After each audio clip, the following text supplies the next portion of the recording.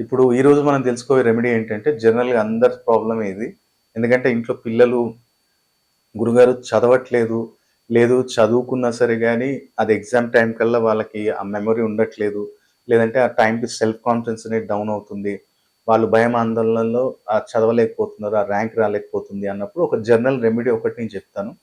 ప్రతి బుధవారం రాత్రి పిల్లలు పడుకునే ముందు ఏం చేయండి అంటే కొంచెం కొబ్బరి నూనె వేడి చేసి అరికాళ్ళకి అప్లై చేయటం మొదలుపెట్టండి. వాళ్ళకి అరికాళ్ళకి అప్లై చేయటం మొదలుపెట్టినట్టయితే ఆటోమేటిక్‌గా మెమరీ పవర్ పెరుగుతుంది. కాన్సంట్రేషన్ పెరుగుతుంది. ఎందుకంటే మన అరికాళ్ళు ఏదైతే ఉన్నాయో ఈ అరికాళ్ళని కేతువు.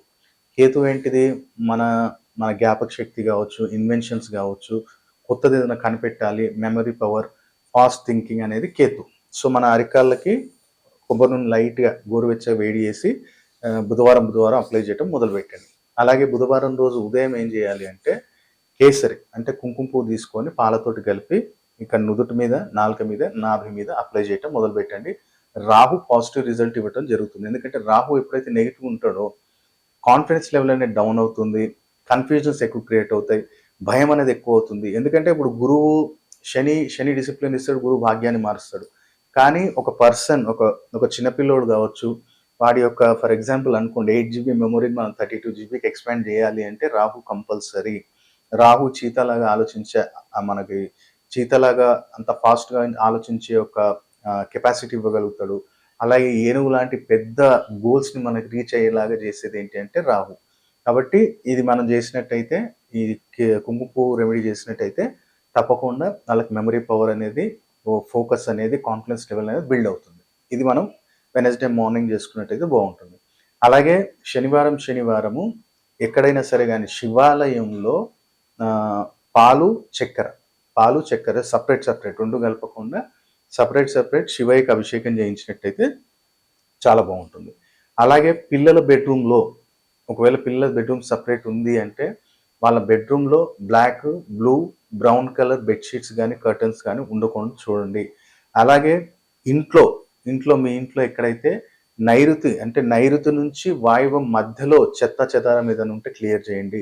ఎందుకంటే ఇది మనకు ఫోకస్. మన ఇంట్లో అందరికి కూడా ఏకాగ్రత ఒక పర్టిక్యులర్ సబ్జెక్ట్ మీద ఫోకస్ చేసి దాని గోల్‌ని రీచ్ కావాలి అంటే నైరుతి నుంచి వాయవ్య మూల మధ్యలో ఏదైనా చెత్తా చెదారం పెట్టినట్టయితే ఫోకస్ చేయలేరు.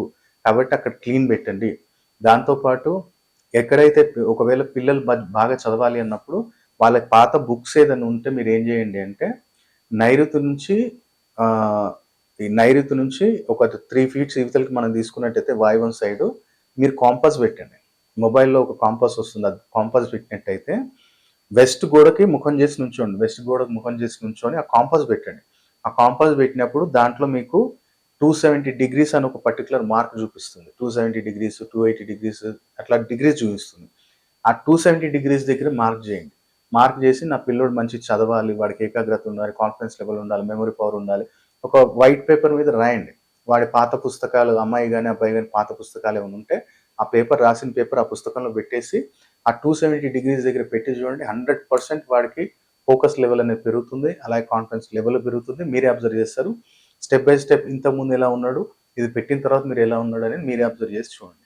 కాబట్టి పిల్లలకి ఎడ్యుకేషన్‌లో మంచి మెమరీ పవర్ ఏది కావాలని చిన్న రెమెడీ చేసి లాభాన్ని పొందాలని కోరుకుంటున్నాను.